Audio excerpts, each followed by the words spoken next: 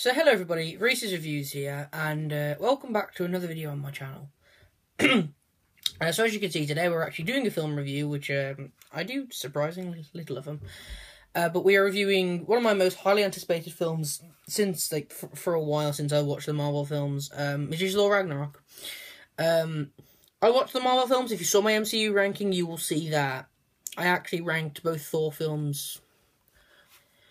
The first Thor film is my favourite out of the original films, out of the first phase, except for the Avengers, obviously. And then I actually think Thor: The Dark World is extremely good, unlike most people. But yeah, so I was very excited for Thor Ragnarok. The local shop near me started selling the pops, so I got myself a Loki, which I can actually show now because, you know, he's not... I was trying to show him yesterday my villains ranking, and it was like, he was actually a villain in this movie, which was, I thought, really, really fun to see, actually. It's like standing up. It doesn't usually stand up. Anyway, so yeah, I'm gonna just review Thor Ragnarok. Now, I do have to stress that this is a spoiler review. Now, I usually do spoilers reviews anyway. If you watch my videos, you'll know that. But I don't usually specify it because the UK are usually, later to get films than a lot of other countries. But Thor Ragnarok seems to have released in the UK to start with, and it's actually releasing very slowly, over a 2-week period to other countries. So this review isn't going anywhere, obviously. So if you don't have the chance to see it till next week or the week after, you can save it until then. You can go back and watch it then. So yeah, but let's get right into it for the people that have seen it. So directed by Taika Waititi, composed by Mark Mothersbaugh, and then a lot of cast members I'm not going to go through because they all did such a good job. We had Chris Hemsworth, Tom Hiddleston, Cate Blanchett, Mark Ruffalo, Idris Elba, Taika Waititi himself as Korg, Jeff Goldblum as the Grandmaster, and Tessa Thompson as the Valkyrie. Really good characters, honestly. Just a really well cast film. That is one thing I can't stress enough. Is well cast. So just really, really well done. So, if you've seen some of my other reviews, you'll know that the way I do things is, for people that just want to know my overall thoughts, rather than all the nitty-gritty, then I will start off by just giving my overall thoughts and then go into the positive and negatives. So overall, I thought it was just a very fun-filled movie. That it felt really Guardians of the Galaxy, because, well, it's the cosmic MCU anyway, because it was a lighter tone, and it was more comedic. It was something that I can't stress enough. It was a very funny movie. Korg, played by Taika Waititi, was hilarious. He played Korg was like a dim rock monster type thing, and it was so funny. He just nailed everything. And then along with the soundtrack as well, which felt very Guardians of the Galaxy-esque too, and up to the standards to what I think of the first Guardians soundtrack.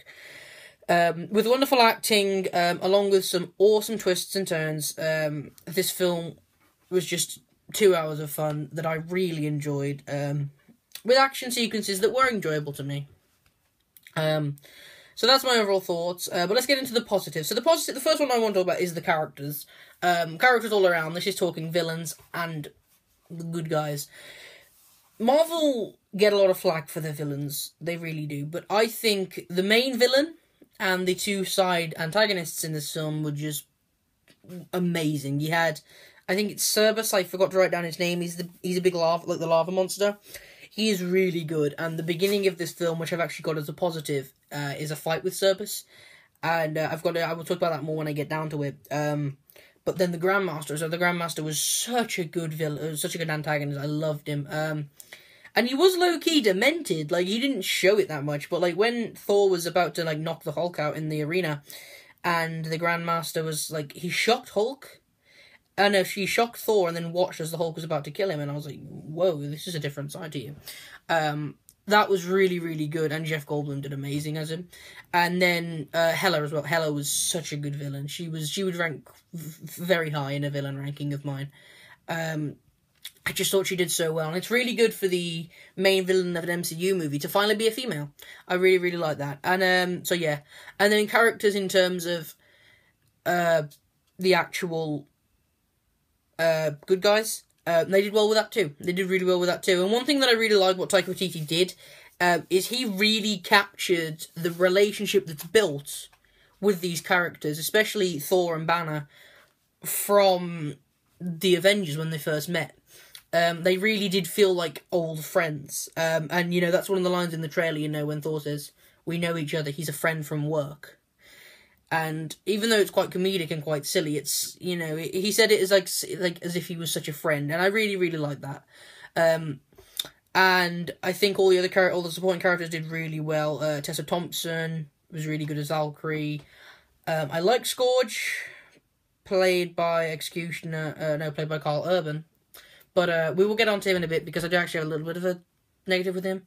But he was still really, really good. And then the second positive I got down is the score. The score was really, really good for this kind of movie. It was very, very fast-paced, very, like, kind of screamy and creepy, and then it really did well with the kind of tone of it as well, like the comedic tone. Like I say, it was extremely funny. Korg was so funny. Thor had a lot of good one-liners. Loki was funny. Hulk was funny. Hela was funny as well. Everyone had their moment, which is something that I really enjoyed with this film. Because Marvel movies are funny. They are very funny. I've got it, you know, it's not something really people talk about, but they are actually really funny movies. And this one, I think, is honestly top of the barrel. Because it was just so funny. The comedic timing was very funny. And it wasn't just, like, puns and stuff like that. It was clever humour like they did in Ant-Man, which I really, really liked. And then my third positive I've just wrote down. They finally know what to do with Thor. And I am so happy I can write this down, because Thor 1, Thor 2, and then Avengers and Avengers Age of Ultron. Thor's been there, obviously, and he's been a good character. He's been enjoyable, but he's never really popped. He's always been, like, a backward of it. Like, he's always kind of been at the back. You know, we've got the front runners, which are Tony and Steve, but then Thor's always kind of just, he's been there, but he's never really been a full character, like, properly fleshed out. But in this, they knew what to do with him. He's not, like, this epic, like, prophecy-fulfilling warrior. He is, like, he's kind of a celebrity, you know, he kind of wants to make friends very quickly, he's very easygoing, like, you know, he takes that selfie with the people when they go to New York. He's very just easygoing. And then he also does, he's also very funny, he's also extremely funny, because that's another thing Taika Waititi did very well, is he has realised that Chris Hemsworth, he's not a serious actor as well as a comedic actor. He is a comedy actor through and through, and he just shines in this film with that, while also having some really good action sequences. So that was really good for me. And then also the beginning of this film was amazing. I loved it. You know, you were kind of, it broke the fourth wall as well. The first time an MCU movie has done that, which was awesome. And then, you know, Thor was against that big lava monster, like I said at the start. I forget the name of him, I'm so sorry. And yeah, he's using Mjolnir, he's spinning it around, he's doing a lot of things with it, and he flies with it, and the flying sequences just look amazing. And I think this is the most serious the film gets, but yet Thor's still making it quite comedic, which I just loved that kind of crossover. I think it worked really well. And then the villain himself, you know, Cerberus, or whatever his name is, was very, very good. I liked him a lot. This whole beginning sequence was just amazing. And then obviously he went back to Asgard. And then finally, the final positive I've got is Thor without Mjolnir. So this is like starting of the spoilers, kind of. I mean, I've already said a couple of spoilers, actually. But, yeah, you've seen in the trailers that Thor's Mjolnir gets destroyed. And I was very kind of anxious about that to start with, I'm not going to lie. But then, you know, there was a sequence in the middle where he sees Odin. And he's like, "I can't do it, Father. I've got no Mjolnir." And Odin just replies, "Are you the god of hammers?" No. And, you know, at first it sounds like a bit of a silly line, but it's true. He hasn't unlocked his full potential, and I really liked that. I didn't love the way they handled Mjolnir in a way, though, because they kind of just said, like, it's nothing to you. It was only there to help you focus your powers, rather than actually, like, help you in battle, which I feel is a bit untrue, actually. But still, I really liked him without Mjolnir, really learning his powers. And when he was running across the Rainbow Bridge in Asgard, which looked amazing. That is something I haven't actually wrote down in here, which I will talk about in a second. He's punching and punching and punching, and the lightning is, the effects are so good. I loved it. And that's one thing I haven't wrote down just all about, is the visuals. The visuals in this movie are so good. I saw it in 3D. and I would recommend seeing it in 3D. But let's get into negatives. So the negatives, there's only a couple, but there are still a couple. So the first one is Hela's demise. It was very underwhelming. The battle itself wasn't too underwhelming. I quite liked the final battle with Hela. But the way she was handled was Cerberus, the big lava bloke, he came back. He came back, but he was massive this time, and he killed Hela. And he killed him quite quickly, and I was a bit annoyed with that, because I was like, okay, so you're supposed to be a hero, but you've just run away from the problem, which I wasn't a fan of. I felt Hela deserved more of a demise, because she's one of the better MCU villains, in my book. And then, it also felt like it felt like there was a little, oh my god, it felt a little like there was two movies in one here, because while I loved the whole section with, you know, the arena and the Grandmaster and all of that on that planet, it didn't really feel too connected with the stuff that was happening in Asgard. And I feel like they could have made them into two movies, honestly. However, it still worked for me, but I do think that but it does still feel that a little bit. And then finally, I thought that the film does become a little cluttered, mainly with the executioner played by Karl Urban.